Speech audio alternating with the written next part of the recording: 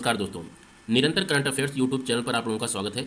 आज हम लोग इस वीडियो में भारत के ऊर्जा परिक्षेत्र से संबंधित सारे करंट अफेयर्स के साथ साथ स्टैटिक पोर्शन भी देखेंगे। ऊर्जा परिक्षेत्र का सीधा सीधा मतलब है कि आप जो विद्युत यानी इलेक्ट्रिसिटी का उपभोग कर रहे हैं अपने घरों में, उसकी भारत में क्या स्थिति है, उससे संबंधित जितने भी करंट अफेयर्स हैं, करंट के फैक्ट हैं और स्टैटिक फैक्ट हैं जो हमारे काम के हैं, उसे आज इस वीडियो में देखेंगे। तो देर ना करते हुए चलिए शुरू करते हैं। सबसे पहले आपको याद रखना है कि जब भारत आज़ाद हुआ था यानी 1947 में, उस समय भारत में विद्युत प्रतिस्थापित क्षमता जो थी 1400 मेगावाट थी। और अब ये करंट अफेयर्स का मामला है यानी 31 दिसंबर 2022 तक का लेटेस्ट डाटा है हमारे पास। उसके हिसाब से भारत की इस समय विद्युत प्रतिस्थापित क्षमता है 4,10,339 मेगावाट। तो यहाँ पर आपको ये दोनों फैक्ट याद रखने हैं। 1400 मेगावाट का फैक्ट याद रखना है। स्टैटिक जीके के हिसाब से आपसे पूछा जा सकता है कि 1947 में देश में विद्युत की स्थापित क्षमता कितनी थी और 4,10,339 मेगावाट, ये फैक्ट पूछा जा सकता है कि करंट अफेयर्स यानी आज के समय पे कितनी है भारत की विद्युत प्रतिस्थापित क्षमता। यहाँ पर एक चीज़ ध्यान दीजिएगा, ये मेगावाट में लिखा हुआ है लेकिन इसे गीगावाट में भी पूछा जा सकता है। तो गीगावाट के लिए आप इस टर्म को 1000 से डिवाइड कर दीजिए। जब 1000 से डिवाइड कर देंगे तो 1.4 गीगावाट आ जाएगा। ये जब भारत आज़ाद हुआ था तब हमारी विद्युत क्षमता थी और अब 4,10,339 को जब आप 1000 से भाग कर देंगे तो ये आ जाएगा 410 गीगावाट। यानी आपको याद रखना है 410.339 गीगावाट इस समय हमारी विद्युत उत्पादन क्षमता है। तो एक ये फैक्ट आपको याद रखना है ऊर्जा परिक्षेत्र से। इसके बाद आ जाइए दूसरा जो टॉपिक है जहाँ से क्वेश्चन पूछा जा सकता है। तो यहाँ से आप याद रखिए, भारत में या विश्व में आज के समय में 4 तरीके हैं जिससे ऊर्जा यानी विद्युत का उत्पादन किया जाता है। ताप ऊर्जा से, नवीकरणीय ऊर्जा से, जल विद्युत से और नाभिकीय ऊर्जा से। ये 4 तरीके हैं। यहाँ पर ध्यान दीजिएगा कि ताप ऊर्जा के अंतर्गत और भी बहुत सारे इसके सब कैटेगरी हैं, जैसे कोयले से, गैस से, तेल से, लिग्नाइट से, ये सब इसी के अंदर आता है। उसी तरह नवीकरणीय ऊर्जा की अगर बात करें तो इसमें सौर ऊर्जा, पवन ऊर्जा, बायोमास ऊर्जा, ओशन ऊर्जा यानी जो समुद्रों से ऊर्जा निकलती है वो, इसी तरह से ये सारे हैं। लेकिन हम एक बड़े वर्ग की बात कर रहे हैं। जब हम ताप ऊर्जा की बात करते हैं तो भारत में ताप ऊर्जा का योगदान 57.5% है, ये आपको याद रखना है। नवीकरणीय ऊर्जा का अगर योगदान देखें तो भारत में 29.4% नवीकरणीय ऊर्जा योगदान देती है विद्युत उत्पादन में। जल विद्युत की अगर बात करें तो ये 11.4% है जल विद्युत का योगदान, और नाभिकीय ऊर्जा की अगर बात करें तो ये 1.7% है, ये आप याद रखिएगा। देखिए यहाँ से क्वेश्चन बढ़ते या घटते क्रम में पूछा जा सकता है अरेंज करने के लिए। तो आपको याद रखना है कि सबसे ज़्यादा तापीय ऊर्जा से विद्युत उत्पन्न होती है भारत में, फिर नवीकरणीय ऊर्जा से, फिर जल विद्युत से और फिर नाभिकीय ऊर्जा से। इन चारों को आप इस लिहाज से याद रखना है। और उसके साथ ही साथ ये जो परसेंटेज दिया हुआ है ये भी आपको याद रखना है। सेपरेट क्वेश्चन भी पूछा जा सकता है कि जैसे नवीकरणीय ऊर्जा का भारत के विद्युत उत्पादन में कितना योगदान है। आपको 4 ऑप्शन दे देगा, 25%, 30%, 35% और 40%। तो आपको 30% यानी 29.4% वाला विकल्प चुनना होगा। इसी तरह जल विद्युत से संबंधित पूछा जा सकता है कि जल विद्युत का भारत के विद्युत उत्पादन में कितना योगदान है, तो 11.4, ये आप याद रखिएगा। तो यहाँ से आप ये 2 तरह के क्वेश्चन याद रखिएगा इस टॉपिक से। यहाँ देखिए, याद करने के लिए याद रखिएगा 1857 का विद्रोह आप सभी लोगों को याद होगा, 1857। तो यहाँ से ये 57 याद रखिएगा कि ताप विद्युत का जो योगदान है 1857 की क्रांति से कुछ लेना देना है। तो ये 57 आपका यहाँ से हो जाएगा, तो 57.5%। नवीकरणीय ऊर्जा का अगर है तो इसे आप 30 याद रखिए। और जल विद्युत का अगर बात करिए तो जल विद्युत को हाइड्रो पावर कहते हैं, HYDRO हाइड्रो पावर। यहाँ पे H देखिए, H की आकृति 11 के जैसी है, एक ये, तो ये 11 हो गया। तो यहाँ से हाइड्रो पावर को आप 11 याद रखिए। इसी में एक में ये डंडी पार दूँ तो H बन गया है ना। तो इस तरह से जल विद्युत को आप याद रखिएगा। और नाभिकीय ऊर्जा का योगदान 1.7% है, ये याद रखिएगा। तो इस तरह से ये टॉपिक से 2 प्रकार के क्वेश्चन पूछे जा सकते हैं। एक, इन्हें आरोही या अवरोही क्रम में आपको अरेंज करने के लिए पूछा जा सकता है, और एक सीधे डायरेक्ट पूछा जा सकता है कि किस क्षेत्र का योगदान भारत के विद्युत उत्पादन में सबसे अधिक है, और उसके साथ साथ ये परसेंटेज पूछे जा सकते हैं। इसके बाद इसी से रिलेटेड आ जाइए तीसरे टॉपिक पर। ये तीसरा टॉपिक है आपका कि जो हम भारत में विद्युत का उत्पादन करते हैं वो किन किन के द्वारा किया जाता है। तो 3 क्षेत्र हैं जो विद्युत उत्पादन करते हैं भारत में। पहला निजी क्षेत्र, दूसरा राज्यों के द्वारा और तीसरा केंद्र के द्वारा।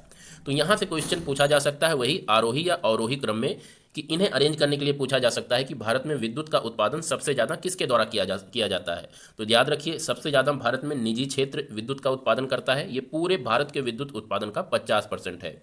फिर राज्यों का नंबर आता है। राज्य भारत में 25.6% विद्युत उत्पादन करते हैं, और हमारा जो केंद्र है यानी जो सरकार है, जो केंद्र सरकार है, वो 24.2% का विद्युत उत्पादन करती है।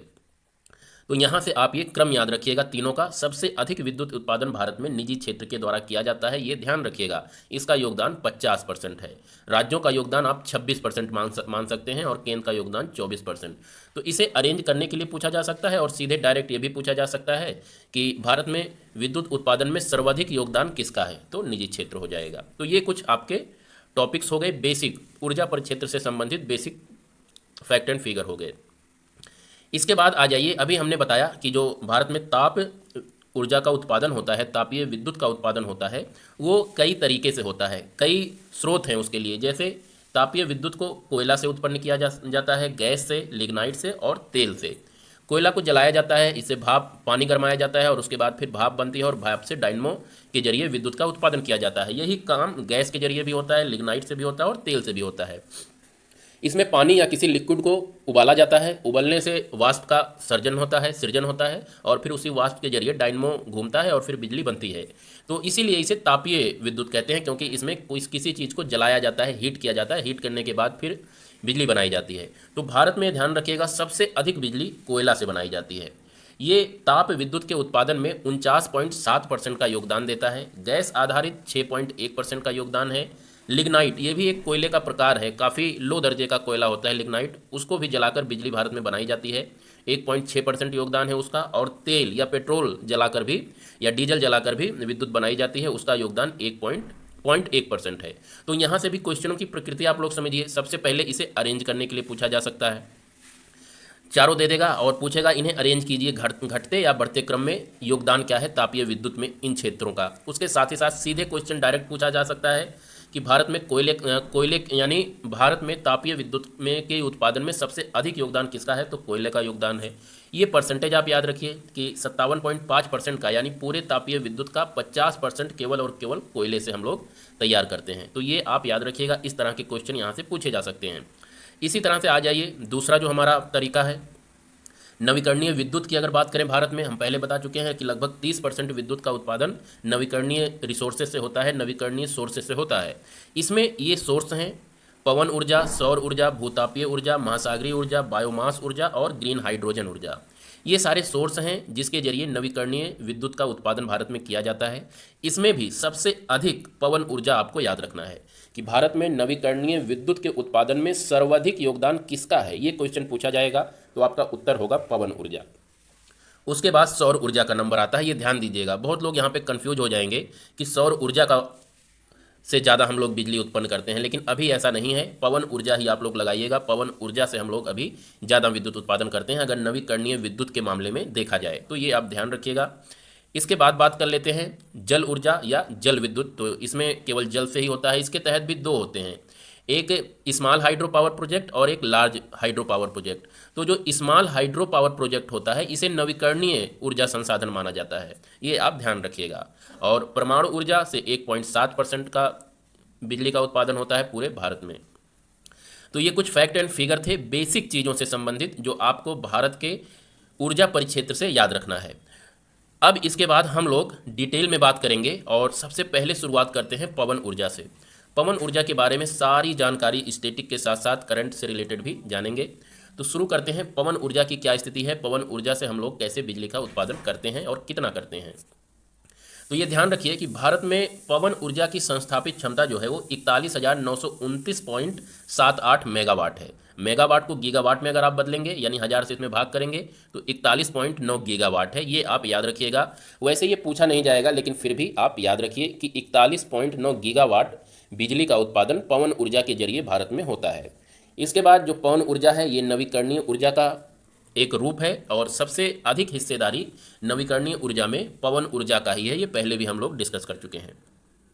इसके बाद अगर बात करें तो कुछ ये स्टैटिक पोर्शन है पवन ऊर्जा से संबंधित। आपको याद रखना है एशिया की पहली पवन ऊर्जा परियोजना, first wind power project, Asia की बात हो रही है, ये गुजरात में स्थापित की गई थी। गुजरात में एक जिला है कच्छ, और कच्छ जिले में एक स्थान है मांडवी।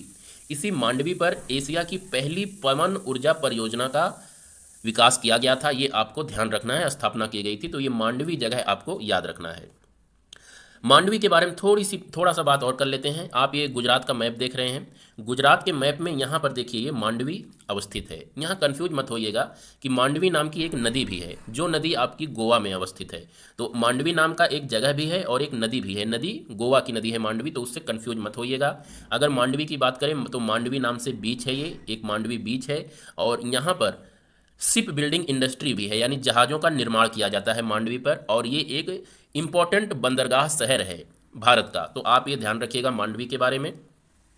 और ये आप देखिए बीच का, मांडवी बीच का एक इमेज है, ऐसे ही यहाँ पे डाल दिया गया है। इसके बाद देखिए गुजरात के बारे में थोड़ी सी बात कर लेते हैं कि जो गुजरात का ये पोर्शन है इसे कच्छ का प्रायद्वीप कहते हैं, और जो ये पोर्शन है इसे कठियावाड़ का प्रायद्वीप कहते हैं, और ये जो पोर्शन है इसे कच्छ की खाड़ी कहते हैं, और माफ़ कीजिएगा इसे खंबात की खाड़ी कहते हैं, और ये जो पोर्शन है इसे कच्छ की खाड़ी कहते हैं। ये कुछ चीज़ें थी गुजरात से संबंधित, आप इसे याद रखिएगा। यहाँ पे बेसिकली मांडवी आपको याद रखना है कि मांडवी में एशिया की पहली पवन ऊर्जा परियोजना की स्थापना की गई थी। इसके बाद बात कर लेते हैं दूसरा जो फैक्ट है हमारा, देश की सबसे बड़ी पवन फार्म समूह मुपंडल में अवस्थित है। मुपंडल तमिलनाडु के कन्याकुमारी जिले में स्थित है, ये आप ध्यान रखिएगा। मुपंडल यानी विंड मिल फार्म जिसे कहते हैं, जहाँ पे पवन ऊर्जा के जरिए बिजली का उत्पादन होता है, ऐसा सबसे बड़ा फार्म तमिलनाडु राज्य के कन्याकुमारी जिले के मुपंडल में स्थित है, ये आप ध्यान रखिएगा। यहाँ पर ये तमिलनाडु का स्टेट मैप दिया हुआ है, इसे मैं थोड़ा सा एनलार्ज कर देता हूँ, फिर हम लोगों को थोड़ी देखने में सुविधा होगी। अब देखिए तमिलनाडु का ये मैप है। तमिलनाडु के मैप में एकदम आप यहाँ देख रहे हैं एक केथानूर, ये एक स्थान है, यहाँ पर भी पवन ऊर्जा से बिजली का उत्पादन होता है। दूसरा आईकुडी नाम याद रखिएगा, यहाँ से भी पवन ऊर्जा से बिजली का उत्पादन होता है। और उसके साथ ही साथ ये यहाँ पे कायाथार एक जगह है, यहाँ से भी बिजली उत्पादन होता है पवन ऊर्जा के जरिए। और लास्ट में है आपका यहाँ पर ये कन्याकुमारी। इस मैप में आपको ये नहीं दिख रहा होगा, अब दिखेगा, मैंने थोड़ा छोटा कर दिया है। ये यहाँ पे ये है कन्याकुमारी, यहीं पे मुपंडल अवस्थित है। मुपंडल भारत का सबसे बड़ा विंड मिल फार्म है, ये आप ध्यान रखिएगा। अब देखिए विंड मिल फार्म की बात की है तो आप याद रखिए चीन का गांसू विंड मिल फार्म दुनिया का सबसे बड़ा विंड मिल फार्म है, ये आप ध्यान रखिएगा। संयुक्त राज्य अमेरिका का अल्टा ये दुनिया का दूसरा सबसे बड़ा विंड मिल फार्म है, और जो भारत में स्थित है मुपंडल ये दुनिया का तीसरा सबसे बड़ा विंड मिल फार्म है, और दुनिया का चौथा सबसे बड़ा विंड मिल फार्म इंडिया के जैसलमेर यानी राजस्थान में अवस्थित है। तो ये कुछ फैक्ट एंड फिगर हैं, स्टैटिक टेक्सचर लिए हुए हैं, जिसे आप याद रखिएगा। इसके बाद अब बात कर लेते हैं पवन ऊर्जा संस्थापित क्षमता वाले राज्य कौन कौन से हैं भारत में। तो आपको तमिलनाडु का नाम याद रखना है, यहाँ पर सबसे अधिक पवन ऊर्जा संस्थापित क्षमता है। उसके बाद गुजरात और फिर कर्नाटक का नंबर आता है। इन तीनों को आपको याद रखना है, और यहाँ से क्वेश्चन आरोही या अवरोही क्रम में यानी घटते या बढ़ते क्रम में इन राज्यों का नाम पूछा जा सकता है, आपको याद रखना है। ये इस टॉपिक का मोस्ट इंपॉर्टेंट फैक्ट है, इसे आपको कभी नहीं भूलना है कि भारत में पवन ऊर्जा के संस्थापित क्षमता की दृष्टि से सबसे बड़ा राज्य कौन सा है, तमिलनाडु, फिर गुजरात और फिर कर्नाटक। इन तीनों राज्यों का नाम नहीं भूलना है, ये मोस्ट इंपॉर्टेंट फैक्ट है इस टॉपिक का। इसके बाद अगर देश के स्तर पर बात करें कि किस देश में पवन ऊर्जा संस्थापित क्षमता सबसे अधिक है, तो चीन का नाम आपको नहीं भूलना है, फिर संयुक्त राज्य अमेरिका का नंबर आता है, फिर जर्मनी और फिर भारत। यहाँ से भारत की रैंकिंग याद रखनी है, यानी ये 4 नंबर नहीं भूलना है आपको। दुनिया में भारत चौथे नंबर का सबसे बड़ा देश है पवन ऊर्जा संस्थापित क्षमता के मामले में, ये आपको याद रखना है। और उसके साथ साथ इनका क्रम भी याद रखना है, चीन, संयुक्त राज्य अमेरिका और फिर जर्मनी। ये भी मोस्ट इंपॉर्टेंट फैक्ट है इस पूरे डिस्कशन का, ये आपको ध्यान रखना है। मोस्ट इंपॉर्टेंट फैक्ट, ये 2 मोस्ट इंपॉर्टेंट फैक्ट हैं, इनके पूछे जाने की संभावना बहुत बहुत बहुत ही अधिक है, हमेशा पूछा जाता है ये फैक्ट। अब इसके बाद एक स्टैटिक जीके की बात कर लेते हैं। राष्ट्रीय पवन ऊर्जा संस्थान, जिसे national institute of wind energy कहते हैं, नीवे इसका एक बहुत ही प्रचलित नाम है। इसका हेडक्वार्टर कहाँ है, ये चेन्नई में स्थित है, ये आपसे पूछा जाता है, ये आप याद रखिएगा। और इसकी स्थापना 1998 में की गई थी। ये दोनों फैक्ट आप याद रखिएगा। National institute of wind energy Chennai में अवस्थित है, जो कि तमिलनाडु की राजधानी है, और इसकी स्थापना 1998 में की गई थी। इसके बाद पवन ऊर्जा एक नवीकरणीय ऊर्जा स्रोत है, हम लोग पहले ही बात कर चुके हैं, और उसके साथ साथ यह गैर परंपरागत ऊर्जा स्रोत का भी उदाहरण है। गैर परंपरागत ऊर्जा स्रोत ऐसे ऊर्जा स्रोतों को कहते हैं जिनसे बिजली उत्पादन के लिए हमें किसी जीवाश्म ईंधन को नहीं जलाना पड़ता, जैसे पवन ऊर्जा हो गया, सौर ऊर्जा हो गया, तो ये सब जो है ये आपके नॉन कन्वेंशनल जियोथर्मल एनर्जी हो गई, भूतापीय ऊर्जा स्रोत, ये सब आपके गैर परंपरागत ऊर्जा स्रोत हैं। इसे आप याद रखिएगा, इस पर भी क्वेश्चन पूछा जाता है। आपको 3-4 ऑप्शन दे देता है और उसमें से पूछता है कि कौन सा गैर परंपरागत ऊर्जा स्रोत का उदाहरण है या कौन सा नवीकरणीय ऊर्जा का उदाहरण है। तो आप ये ध्यान रखिएगा।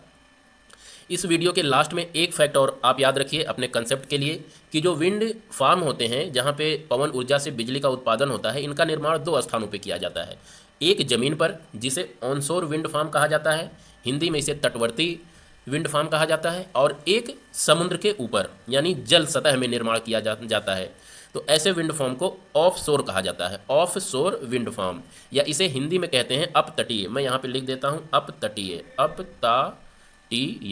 अपतटीय विंड फार्म, जो समुद्र के ऊपर बनाए जाते हैं, और जो ज़मीन के ऊपर बनाए जाते हैं भू सतह पर उसे कहा जाता है तटवर्ती, और जो समुद्र में बनाया जाता है उसे कहा जाता है अपतटीय। इंग्लिश में ऑनशोर कहा जाता है तटवर्ती को, और अपतटीय को कहा जाता है ऑफशोर। यहाँ से आपको ये याद रखना है कि भारत में अभी ऑफशोर यानी अपतटीय पवन ऊर्जा फार्म कोई भी नहीं है। सारी की सारी जो बिजली का उत्पादन होता है पवन ऊर्जा के जरिए वो तटवर्ती विंड फार्म के जरिए ही होता है। आपको ये फैक्ट याद रखना है। कहीं भी आपका पूछा जा सकता है, मल्टीपल चॉइस जो स्टेटमेंट टाइप के क्वेश्चन होते हैं उसमें पवन ऊर्जा के बारे में ये फैक्ट पूछा जा सकता है।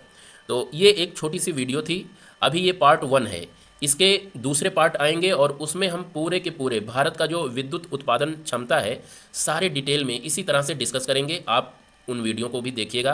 देखिए अभी हमने यहाँ पे केवल पवन ऊर्जा के बारे में बात किया, अभी हम सौर ऊर्जा, भूतापीय ऊर्जा, महासागरीय ऊर्जा, बायोमास ऊर्जा, इन सब के बारे में भी करंट अफेयर्स के साथ साथ स्टैटिक पोर्शन भी कवर करेंगे। इसी तरह से ये जो तापीय विद्युत है इसको भी हम लोग काफ़ी डिटेल में बात करेंगे कि कोयला आधारित कहाँ कहाँ पे हमारे जो वो हैं इंस्टीट्यूशंस जहाँ से कोयला उत्पादन होता है, एनटीपीसी के कहाँ कहाँ पे संस्थाएं हैं, तो उन सब के बारे में बात करेंगे। गैस आधारित कहाँ कहाँ पे हमारे प्लांट है, जैसे ददरी में एक प्लांट है।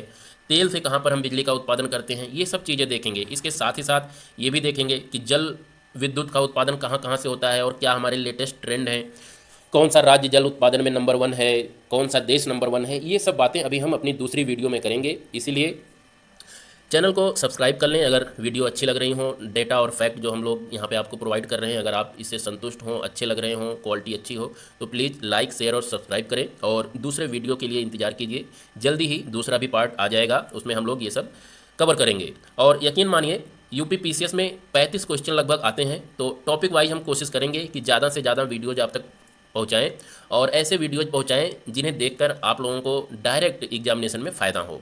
तो इसी उम्मीद के साथ नमस्कार, कल फिर मिलते हैं या अगली वीडियो में मिलते हैं।